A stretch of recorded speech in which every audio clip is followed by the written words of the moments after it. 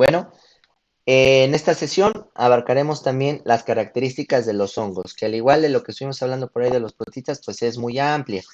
Entonces, pues los iremos identificando, cuáles son sus características principales de estos seres vivos y pues cuáles son sus ventajas, desventajas, sus usos que tienen y cómo están conformados todos estos organismos, ¿no? Cuando hablamos de hongos, pues siempre, vaya la redundancia, pues podemos empezar a pensar en hongos de los pies, ¿no? En los hongos que venden en los mercados, en los hongos que pues podemos ver cuando vamos por ahí un día a día de campo, que están ahí, o incluso en los hongos de Mario Bros, que también han sido pues famosos en los videojuegos, ¿no? Pero sin embargo, pues hay muchas características que a veces ignoramos de este grupo, ¿no? Tan diverso y tan amplio. Sí, también aquí es importante mencionar, ¿no? Que los hongos también, tal cual, así, pues es difícil de clasificar, ¿no? Porque nosotros podemos ver que si vamos al supermercado, podemos encontrar a los hongos pues, en el lado de las verduras y plantas, ¿no? En el caso de ahí del miércoles de plaza, ¿no? Pero sin embargo también son animales, tienen características de animales, entonces su clasificación sí llega a veces a ser un poco compleja, ¿no? Entonces, para tal fin, vamos a analizar cuáles son sus características y las iremos desarrollando en esta charla. Algunos de los organismos más antiguos y grandes de la Tierra pertenecen al reino fungi. Cuando veas o escuches la palabra hongo, es posible que te imagines las setas que venden en el mercado, o las que crecen en tu jardín, o las que salen en Mario Bros, o demás cuestiones. En, en el este de Oregon, Estados Unidos, hay una seta de la miel que es tan grande que le llaman el hongo enorme, ¿no? Entonces aquí tenemos la característica pues general de cómo es el hongo, pero no precisamente los hongos van a obedecer precisamente esta estructura, sino que pues obviamente van a presentar estructuras totalmente distintas, ¿no? Y totalmente, a lo mejor que incluso nunca habían visto. Vamos a hablar un poquito acerca de los hongos pluricelulares, es decir, de los hongos macros. ¿Sí? La mayoría de los miembros del reino fungi, como la seta de la miel, son pluricelulares. A primera vista podrías pensar que estos hongos parecen plantas, pero pues no lo son. Aunque no contienen cloroplastos, en un momento los hongos se clasificaban como plantas, como se los mencionaba yo al inicio, ¿sale? Porque aparentaban tener algunas características de las mismas. Sin embargo, después de estudios cuidadosos, los científicos decidieron que los hongos son lo suficientemente diferentes para clasificarlos en su propio reino. Haciendo un recuento entonces de cuántos reinos llevamos nosotros analizados, bueno, pues llevamos entonces el Monera, que es de bacterias, que consta de eubacterias y arqueas. Tenemos después que viene el reino protista, que lo estudiamos ampliamente en la charla pasada. Y hoy nos toca analizar a los hongos pluricelulares, ¿sale? Y a los hongos también microscópicos, ya que tienen muchísimas cuestiones en específico. También hay hongos unicelulares. En este caso, por ejemplo, tenemos a las levaduras. Son hongos unicelulares y se encuentran por todo el mundo, en los suelos, en las superficies de las plantas y hasta en el cuerpo humano. Aunque hay cientos de levaduras diferentes, las familias son las que usan, familiares a las levaduras son las que se utilizan para producir pan, cerveza y vino. Entonces, abusados, que las levaduras, ¿sí? Son sumamente importantes para producir pan, cerveza y vino. Vamos a hablar un poquito acerca de las características principales de los hongos. Hablando de paredes celulares, pues aquí viene la gran diferencia, ¿sale? Una diferencia importante entre las plantas y los hongos es la composición de sus paredes celulares. Las de las plantas están compuestas por celulosa, mientras que las de los hongos están compuestas por quitina. La quitina es un polisacárido fuerte y flexible que se encuentra en las paredes celulares de todos los hongos y en los exoesqueletos de los insectos y los crustáceos. Recuerda que los polisacáridos son polímeros de carbohidratos que están formados por muchas subunidades de azúcares simples. La quitina es uno de ellos. Entonces, imagínense, si hablábamos que también algunos protistas tenían quitina, algunos hongos también tienen quitina, ¿sí? Que van a ser parte de qué? Incluso hasta de algunos exoesqueletos de algunos insectos y de crustáceos. Entonces nosotros podemos ver aquí en esta imagen un corte transversal de la pared celular, ¿sí? De los hongos, que tienen una membrana plasmática, por supuesto, que está conformada por fosfolípidos. Van a tener este carbohidrato llamado quitina, que les va a conferir la rigidez necesaria para poder sobrevivir. Tienen un glucano, que es un azúcar, y una serie de proteínas que les va a permitir, pues obviamente, el poder tener estas estructuras muy parecidas a estos organismos. Los hongos también van a tener unas estructuras llamadas hifas. Las hifas parecen ser filamentos filiformes. Estos filamentos son las unidades estructurales básicas que comprenden el cuerpo de un hongo pluricelular y se llaman hifas. Las hifas crecen en sus puntas y se ramifican repetidamente para formar una masa en forma de red llamada micelio. Mientras el micelio es visible, algunos hongos están pues empacados de manera tan apretada que la Z le es casi imposible distinguir las hifas individuales. Y los hongos que se ven en la superficie de la Tierra tienen una estructura reproductora llamado cuerpo fructífero. Ahorita vamos a ver cómo es una hifa, ¿no? Pero en este caso es el estípice o el pedicelo del hongo y este es el cuerpo fructífero, ¿sí? O basidio. Por lo regular así son conocidos los hongos, pero pues en este caso pues es también conocido como su cuerpo fructífero, ¿sale? Las hifas, ¿sí? Las hifas, que son características de los hongos, ¿sí? Forman todas las partes del hongo, incluyendo el cuerpo fructífero sobre el suelo y el micelio del subsuelo, ¿sí? Las extensas hifas de los hongos le dan la ventaja de obtener nutrientes al proporcionar una gran área de superficie para la absorción de los mismos. Aquí tenemos un hongo, ¿sí? ¿Cuál es su micelio? Todo lo que está abajo. Fíjense, perdón. ¿Y cuál es el cuerpo fructífero? Todo lo que está arriba. ¿Cuáles son las hifas? Las hifas son todas estas estructuritas que ustedes pueden observar que está formando el cuerpo del hongo. Si le hacemos un zoom, entonces las hifas estarían formadas de esta estructura. Parecen frijolitos, perdón, unidos entre sí. Entonces, las hifas forman todas las partes del hongo, incluyendo el cuerpo fructífero sobre el suelo y el micelio en el subsuelo. Las extensas hifas de los hongos les dan la ventaja de obtener nutrientes al proporcionar una gran área de superficie para la observación o la absorción de los mismos. ¿Cuáles son las características principales de los hongos? A su vez también tienen unas estructuras llamadas tabiques, ¿sí? Que en este caso son las hifas divididas en células por paredes o estructuras llamadas septos, ¿sí? Aquí tenemos. Todo esto es una hifa, ¿sale? Todo esto. ¿Cuáles son los septos? Ah, pues estas estructuras que se ven aquí, fíjense.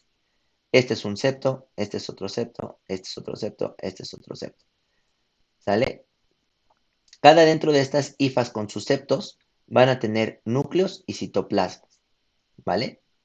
Los septos tienen poros grandes que permiten que los nutrientes, en este caso el citoplasma, los organelos y en algunos casos los núcleos, fluyan entre las células. Es decir, esta es su forma de haber evolucionado y su forma de ser. Algunos hongos son aceptados, es decir, no tienen septos, ¿sale? Es decir, son sin digamos, ¿cómo les podría yo decir? Sin fragmentados, sin fragmentación. Algunas sí son septadas. El citoplasma contiene cientos o miles de núcleos, fluye liberadamente a través de las hifas y esta condición es un resultado de la mitosis repetida sin la citoquinesis. Los nutrientes y otros materiales fluyen muy rápidamente a través de las hifas aceptadas. Bueno, ¿cómo se nutren los hongos? Pues ahí viene algo muy importante, ¿no? Los hongos son, lo más importante que deben de reconocer ustedes es que son descomponedores de la materia. No se les debe de olvidar. Los hongos digieren su alimento antes de ingerirlo. Muchos hongos producen enzimas que descomponen el material orgánico, lo que permite que los nutrientes sean absorbidos a través de sus delgadas paredes celulares. Todos los hongos son heterótrofos, pero hay tres tipos de hongos que difieren en la manera como obtienen sus nutrientes y los vamos a ir analizando uno por uno. Ok, la nutrición en los hongos. Un saprófito. Que abusadísimos aquí con esta parte, por favor, que es muy importante que ustedes entiendan esta clasificación de nutrición de los hongos. Entendiendo esto, entendemos todo. ¿Qué es un saprófito? ¿Sale? Es un organismo que se alimenta de organismos muertos o desechos orgánicos. ¿Sale? Esos son los hongos saprófitos. Los hongos saprófitos, ¿sí? Son los que se van a alimentar de organismos muertos o de desechos orgánicos, que por lo general todos los hongos son saprófitos, ¿vale? Tenemos hongos parásitos. Absorben los nutrientes de las células vivas de otro organismo llamado huésped. Muchos hongos parásitos producen hifas especializadas llamados austorios, las cuales crecen en los tejidos de los huéspedes y absorben sus nutrientes. También tenemos otro tipo de hongos que son mutualistas. Algunos hongos viven en relaciones mutualistas con otros organismos, como una planta o un alga. Los micelios de ciertos hongos cubren la raíz de la planta o de la soya. El hongo recibe azúcar de la planta huésped y los micelios aumentan el consumo de agua y la absorción de minerales para la planta huésped. ¿Sale? Entonces, volvemos a repetir aquí lo importante de esta situación. La nutrición de los hongos. Un saprófito es un hongo que se va a alimentar de materia orgánica en descomposición o de desechos orgánicos. Un hongo parásito absorbe los nutrientes de las células vivas de otro organismo llamado huésped. Muchos hongos parásitos producen hifas especializadas llamadas austorios, las cuales crecen en los tejidos de los huéspedes y absorben sus nutrientes. Y del otro lado tenemos hongos mutualistas. Algunos hongos viven en relación mutualista con otros organismos como una planta o un alga. Y los micelios de ciertos hongos mutualistas cubren la raíz de la planta de la soya, por ejemplo, ¿no? Lo cual le va a proporcionar una gran absorción de minerales, tanto carbono, fosfato, azufre y demás, como también nitrógeno, ¿sí? Y pues obviamente, ¿cuál es la ventaja? Que si son mutualistas es que el hongo va a recibir azúcar de la planta huésped y los micelios aumentan el consumo de agua y la absorción de minerales para la planta huésped. Entonces tenemos, por ejemplo, este hongo poliporáceo se alimenta de un tronco en descomposición, ¿sale? Aquí lo podemos ver. Las hifas de Arthrobotrys, atrapando un nemátodo parásito, que lo va a eliminar. Y micelios de una raíz que son mutualistas. Aquí podemos ver el micelio pegado a una raíz que le va a proporcionar los nutrientes y azúcares que van a hacer intercambio entre ellos dos. ¿Cuál es la reproducción de los hongos? Pues ahí está la buena, ¿no? Pueden tener reproducción asexual. Los hongos se clasifican por sus estructuras y patrones de reproducción. Algunos hongos solo se pueden reproducir asexualmente a través de la mitosis. La reproducción asexual en los hongos también incluye fragmentación, gemación y producción de esporas. Muchos de estos hongos se pueden reproducir asexual y sexualmente. Los hongos se reproducen sexualmente y producen esporas mediante el proceso de meiosis. Vamos a ir analizando uno de estos uno por uno. Tenemos a la gemación. En este caso, las que sufren la gemación son las células de las levaduras unicelulares que son o se reproducen de manera asexual. ¿Sale? Y como se muestra en la figura que ustedes están viendo, la célula nueva se desarrolla mientras está unida a la célula parental y la membrana plasmática se hinde o hiende para separarse parcialmente al nuevo individuo de la célula madre. Aquí podemos ver cuál es la gemación. Está de manera estática esta célula del hongo, se separa un fragmento con la información genética del propio y de este se separa y sale otra estructura, ¿sí? Asexual del propio hongo, ¿sale? ¿Cuál es la fragmentación? Bueno, la fragmentación es una forma de reproducción asexual que ocurre cuando el micelio de un hongo se rompe o se fragmenta físicamente. Esto puede ocurrir de varias formas. Por ejemplo, cuando un animal cava en el suelo donde crece algún hongo Si los fragmentos de los micelios aterrizan en una ubicación favorable, las hifas producirán nuevos micelios. ¿Sale? Entonces supongamos que aquí está la hifa, en este caso, ¿sí?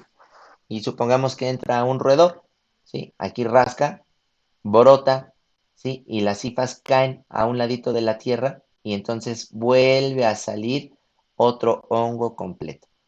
Por otro lado, también tienen producción o se reproducen en formas de espora.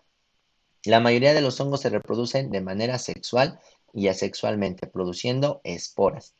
Una espora es una célula reproductora haploide con una cubierta dura externa, y las esporas se desarrollan en un nuevo organismo sin la unión de dos gametos. Entonces tenemos las esporas, podemos ver aquí, ¿sale? Sí, están las esporas, se juntan o no se juntan, ya sea que sean haploides o diploides, pueden ser que ya traigan la información genética lista para formar un nuevo micelio o estas esporas se, digámoslo así, se fecunden y produzcan un nuevo organismo. Los más comunes, ¿no? Los más comunes son del filo Zygomicota y es un moho común que crece en el pan y otros alimentos. El ejemplo de esta es el Rhizopus stolonifer. Los mohos comunes son en su mayoría terrestres y algunos viven en relaciones mutualistas con las plantas. ¿Sí? Los mohos forman un tipo de hifa llamada estolón que se esparce por la superficie del alimento. Otro tipo de hifa es el rizoide, que penetra el alimento y absorbe los nutrientes.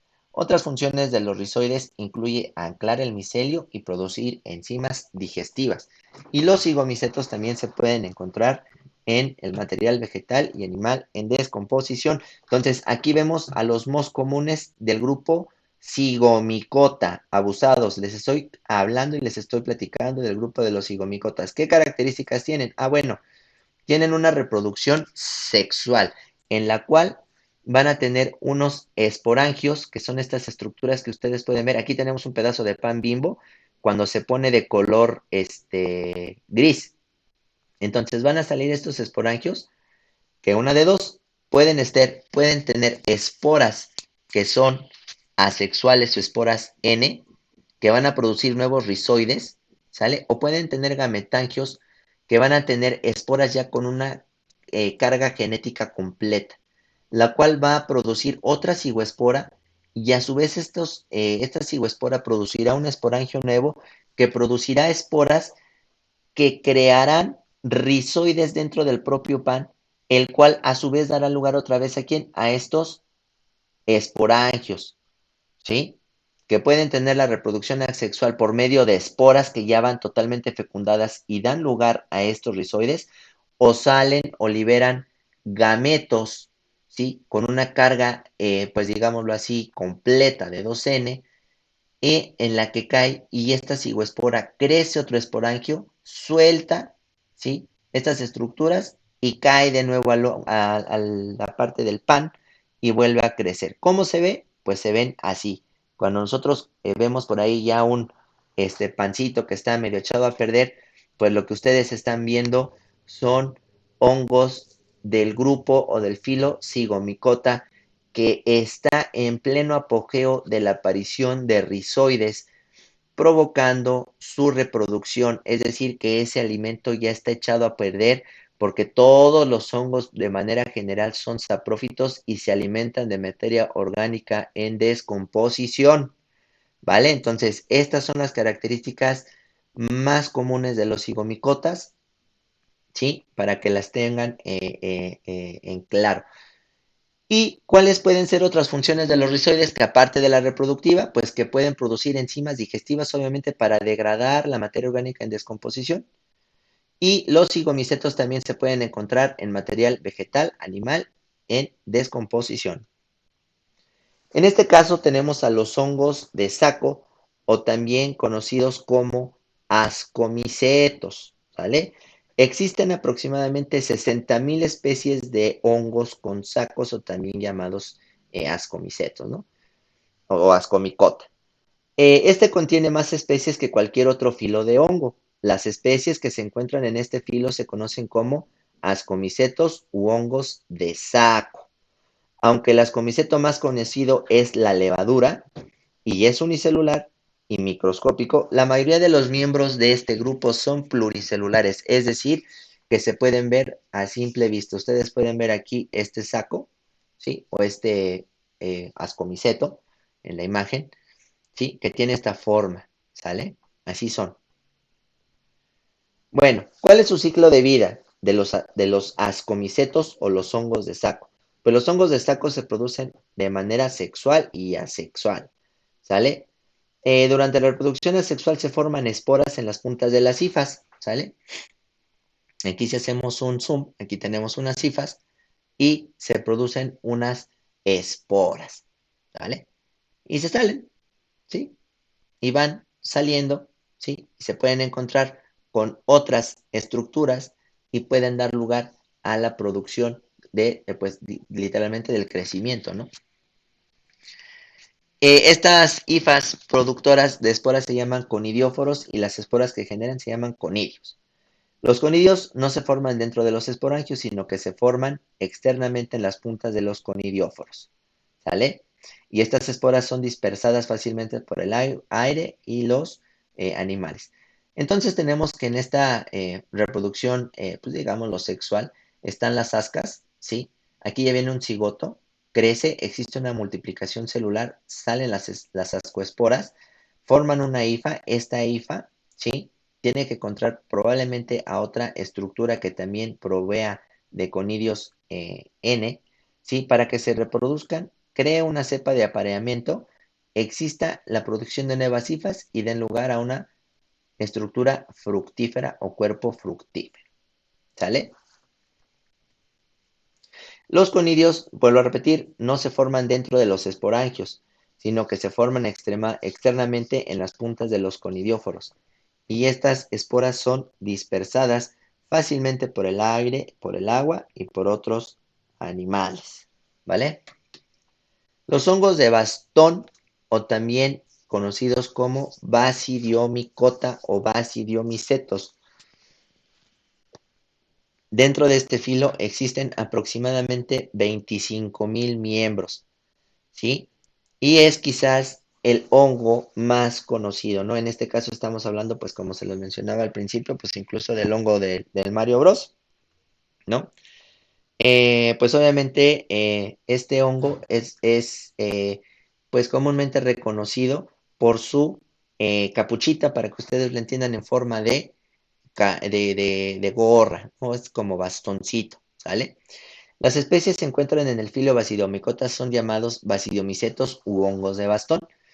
Estos pueden ser saprófitos. ¿Qué eran saprófitos y qué habíamos dicho que eran? Ah, son organismos que ¿qué? Que descomponen la materia orgánica.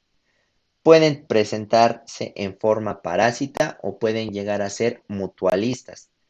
Los basidiomicetos son importantes descomponedores de madera y producir enzimas que puedan descomponer polímeros que se hallan en la madera, como por ejemplo la lignina, que es otra molécula, es otro carbohidrato que se encuentra dentro de las propias plantas y que los basidiomicetos van a ser especialistas en secretar enzimas para degradar estas cuestiones. Bueno, ¿cuál es su ciclo de vida? Es uno de los más sencillos, ¿no?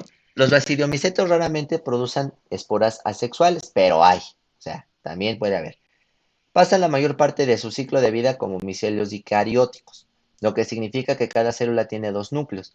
El micelio periódicamente se reproducirá sexualmente en forma de basidiocarpos, ¿sale? O cuerpos fructíferos, ¿sale? La parte inferior del sombrero, ¿sí? Es decir, esto, o el basidio, ¿sí? Está formada por hifas en forma de bastón que producen esporas, ¿sale? Aquí está, miren, ¿sale? Este núcleo, bueno, forma de esporas. Dentro de los basidios, ¿sí? Los dos núcleos se fusionan para formar un núcleo diploide. Este núcleo se divide por meiosis, ¿vale? En cuatro núcleos haploides que se desarrollarán en basidioesporas. La espora haploide liberada por los basidios durante la reproducción. Las basidioesporas pueden ser dispersas por el viento, el agua o animal. Aquí tenemos el basidio, ¿sí? El cuerpo fructífero, que es una estructura ampliada de la laminilla, y adentro va a tener estos basidios, y que a su vez va a formar basidioesporas, que pueden liberarse, ¿sí? Gracias a los animales o al agua, ¿sí? Y van a permitir que todas estas cuestiones de reproducción se lleven a cabo, ¿vale? Muy bien, continuamos. Tenemos una clasificación de los hongos, ¿no? El nombre común tenemos a los critridiomicetos. El ejemplo, ¿sí? Es este organismo que ustedes están viendo, que son organismos del género Chytridios. Número de especies, aproximadamente 1300.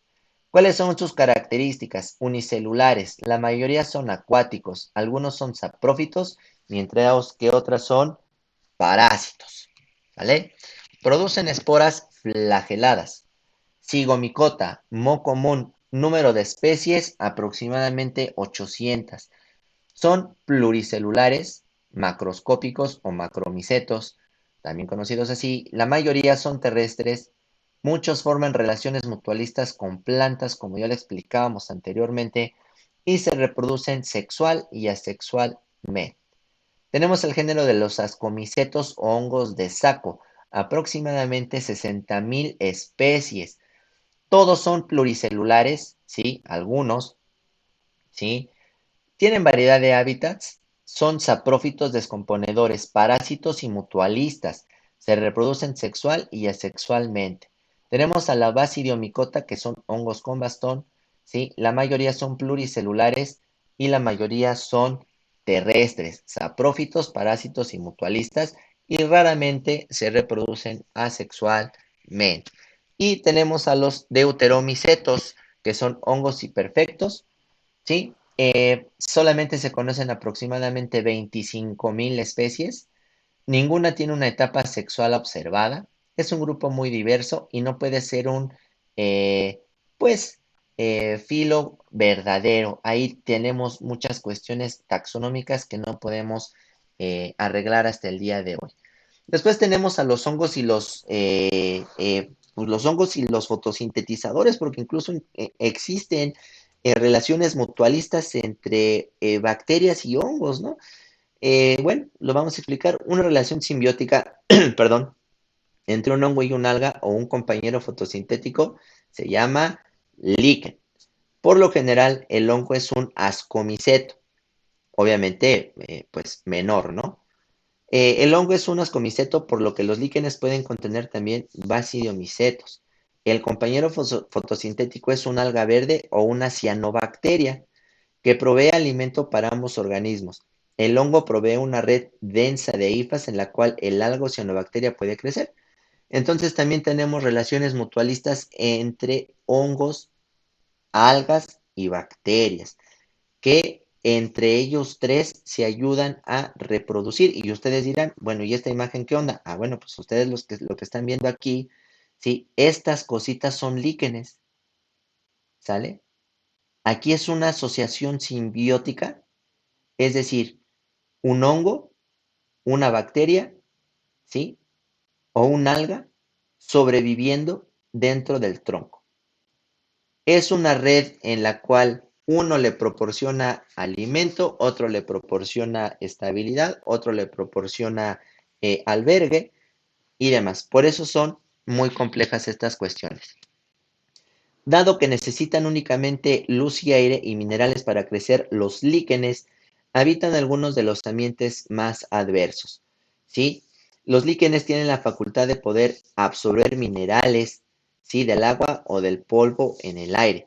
El hongo atrapa el agua de lluvia, pero también puede absorber la humedad del aire.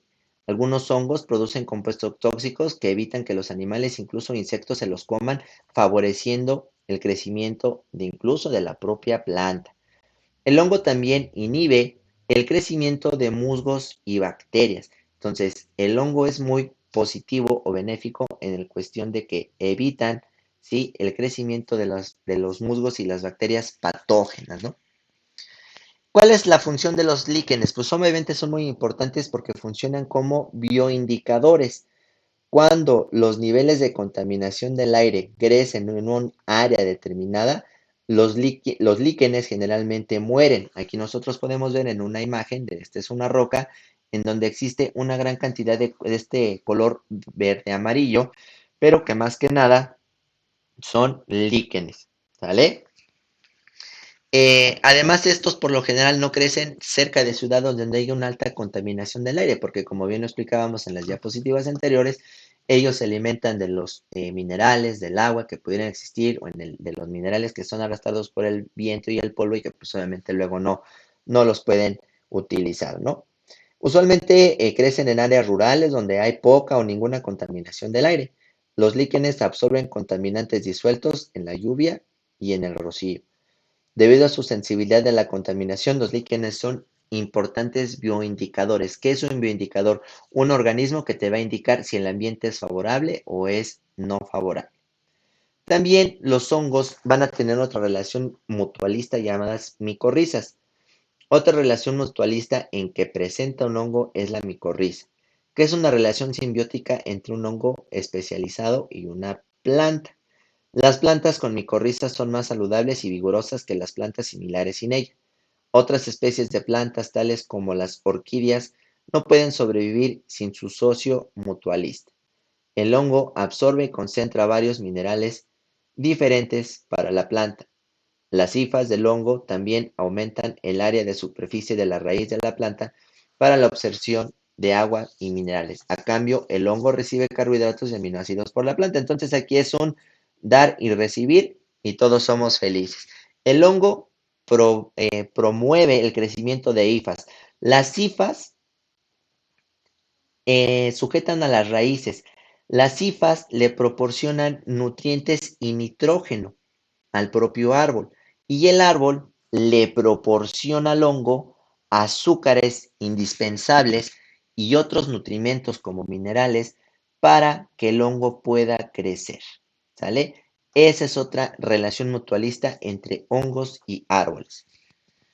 Muy bien, entonces en esta charla, en esta sesión, se habló pues de lo que son los hongos, su importancia, cómo se clasifican, cuántas especies hay, qué es lo más importante de entender de estos organismos tan importantes para los seres humanos. Espero que haya quedado claro y si no los invito yo a volver a ver el video para que ustedes puedan ir pues más o menos analizando las cuestiones que se van creando aquí en las charlas, que los vayan entendiendo. Entonces, pues espero que haya quedado claro. Agradezco su atención y nos vemos en la siguiente exposición y charla. Muchas gracias por su atención.